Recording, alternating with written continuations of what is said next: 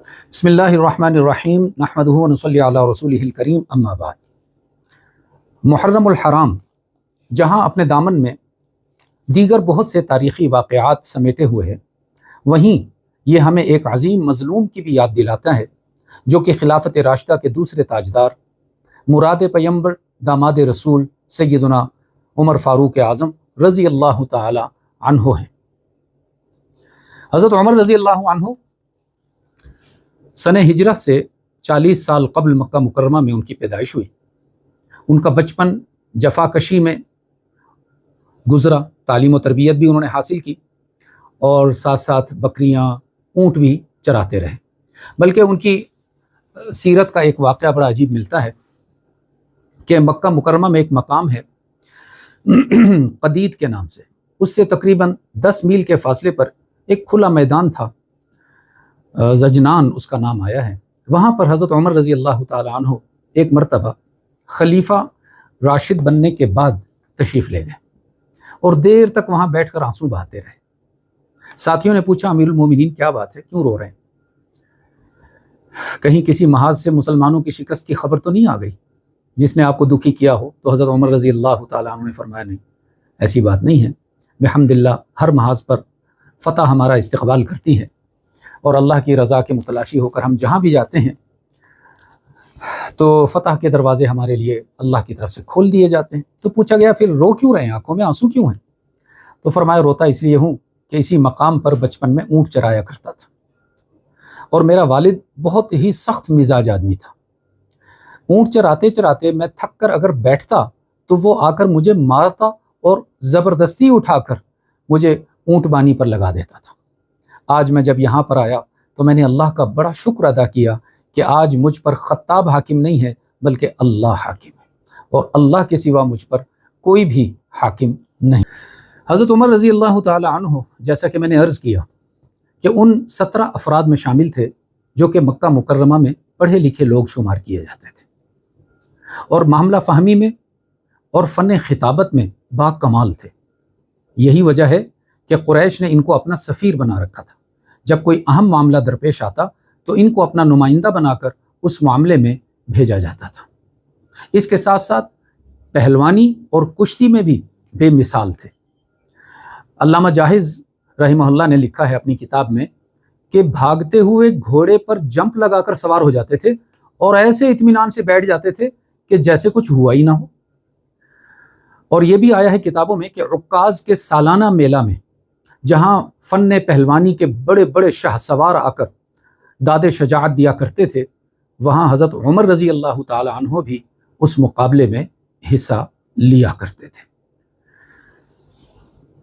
بر صغیر پاک و ہند کے بے مثال خطیب امیر شریعت سید عطا اللہ شاہ بخاری رحمۃ اللہ علیہ نے ایک آدمی کے سوال کے جواب میں فرمایا تھا کہ باقی سب صحابہ مرید ہیں اور فاروق اعظم مراد ہیں، جن کو خود حق تعالی سے رحمت عالم صلی اللہ علیہ وسلم نے دعا کر کے طلب کیا تھا۔ اور اس کا واقعہ بھی بڑا عجیب ہے۔ ایک مرتبہ حضرت ابو بکر صدیق رضی اللہ تعالی عنہ نے حضور اکرم صلی اللہ علیہ وسلم سے اجازت لی اور اس وقت تک جو 39 صحابہ کرام اسلام قبول کر چکے تھے ان کو اپنے ساتھ لے کر حرم مکہ میں تشریف لے گئے اور وہاں جا کر علی الاعلان اسلام کی دعوت دینا شروع کر دی۔ اللہ کی وحدانیت، رحمت عالم صلی اللہ علیہ وسلم کی رسالت، آخرت، قرآن کریم کی دعوت۔ اب جب مکہ والوں نے دیکھا کہ اب تک تو مسلمان چھپ چھپ کر دعوت دیا کرتے تھے، اب یہ اتنے جری ہو گئے ہیں، اتنے بے باک ہو گئے ہیں کہ حرم میں آ کر اسلام کی دعوت دے رہے ہیں، انہوں نے آؤ دیکھا نہ تاؤ، سب نے اکٹھے ہو کر حضرت ابو بکر رضی اللہ تعالی عنہ کو خوب مارا۔ اس قدر مارا، ایک بدبخت نے تو حضرت ابو بکر رضی اللہ عنہ کے چہرے پر جوتے سے پٹائی کی۔ مار کھاتے کھاتے حضرت ابو بکر رضی اللہ عنہ تعالی عنہ بے ہوش ہو گئے، حتیٰ کہ ان کے قبیلے والے آئے اور ان کو اٹھا کر لے گئے اور اعلان کیا کہ اگر ابو بکر مارا گیا، اس کی موت واقع ہو گئی تو ہم پورا قبیلہ اس کی موت کا بدلہ لیں گے قریش سے۔ اس پر پھر وہ سارا معاملہ دب گیا۔ اب حضرت ابو بکر رضی اللہ تعالی عنہ کو ان کے گھر لایا گیا اور ان کی والدہ کے سپرد کر دیا گیا کہ اس کی تیمارداری کریں، اس کا علاج کریں، اور ان کے قبیلے کے سارے افراد گھر کے باہر بیٹھ گئے کہ اگر ابو بکر کی موت واقع ہو گئی تو ہم ابھی بدلہ لیں گے قریش والوں سے اور ان کو معاف نہیں کریں گے۔ وقت گزرتا گیا، حضرت ابو بکر رضی اللہ تعالی عنہ مدہوشی میں رہے، بے ہوشی میں رہے، ہوش میں نہیں آئے۔ جب شام ہو گئی عصر کے لگ بھگ تو حضرت ابو بکر رضی اللہ تعالی عنہ کو ہوش آیا، اور کمال دیکھیے ان کے عشق اور محبت کے کیا ہم الفاظ استعمال کریں کہ ہوش میں آتے ہی اپنی والدہ سے پوچھا، اماں ذرا یہ تو بتاؤ کہ قریش نے میرے آقا کو کوئی نقصان تو نہیں پہنچایا؟ ان کا کیا حال ہے؟ ان کی طبیعت کیسی ہے؟ کسی ظالم نے ان پر تو نہیں ہاتھ اٹھا دیا؟ تو ان کی والدہ اس وقت تک مسلمان نہیں ہوئی تھی۔ وہ کہنے لگی، بیٹا مجھے کیا خبر کہ تمہارے نبی کا کیا حال ہے، اور مجھے کیسے خبر ہو سکتی ہے؟ اب اس دوران جو ان کے گھر کے باہر ان کے قبیلے کے لوگ بیٹھے ہوئے تھے اس انتظار میں کہ اگر ابو بکر کو کچھ ہو گیا تو ہم بدلہ لیں گے، جب ان کو خبر ملی کہ ابو بکر ہوش میں آتے ہی محمد مصطفیٰ صلی اللہ علیہ وسلم کی خیریت معلوم کر رہے ہیں، وہ سب غصے ہو گئے۔ وہ کہنے لگے، ابو بکر یہ کیا، جس کی وجہ سے تمہاری پٹائی ہوئی تم پھر اسی کے عشق کے ترانے گا رہے ہو؟ وہ سارا قبیلہ وہاں سے ناراض ہو کر چلا گیا۔ اب حضرت ابو بکر کی والدہ نے عرض کیا کہ بیٹا دودھ پی لیجئے، شہد پی لیجئے، کچھ میں آپ کے لیے دوائی دارو کا انتظام کرتی ہوں تاکہ آپ کی طبیعت بحال ہو جائے۔ قربان جاؤں ابو بکر صدیق رضی اللہ تعالی عنہ پر فرمانے لگے، نہیں اماں، جب تک مجھے خبر نہیں ملے گی کہ میرے آقا کا کیا حال ہے اس وقت تک میں پانی کو بھی منہ نہیں لگاؤں گا۔ تو ان کی والدہ نے کہا، ابو بکر میں کیسے خبر لاؤں، مجھے کون بتائے گا؟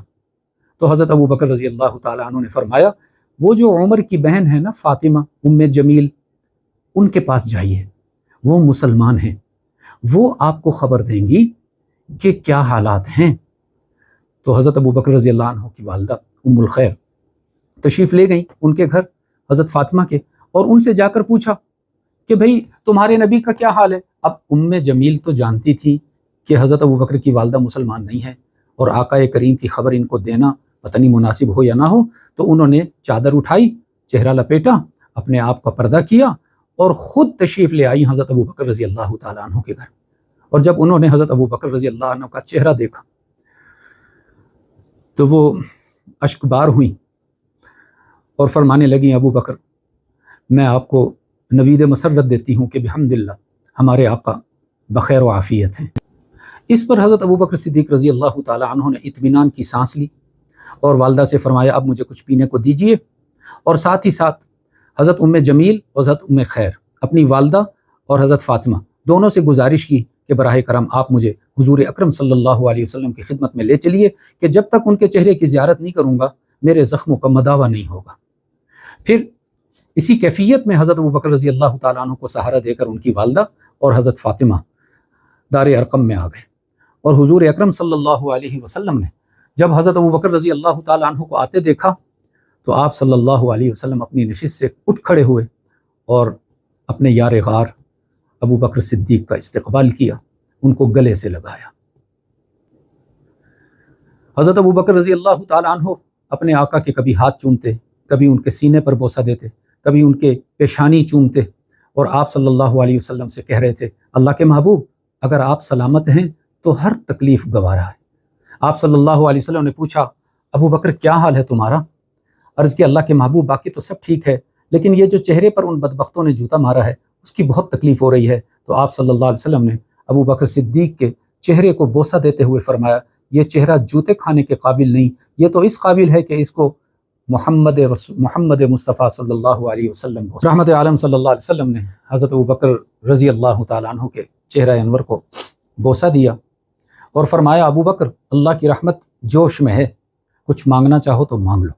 تو حضرت ابو بکر رضی اللہ تعالیٰ عنہ نے عرض کیا، اللہ کے محبوب میری والدہ ابھی تک اسلام سے بے بہرہ ہیں، اللہ سے دعا کیجیے اللہ میری والدہ کو بھی ہدایت عطا فرمائے۔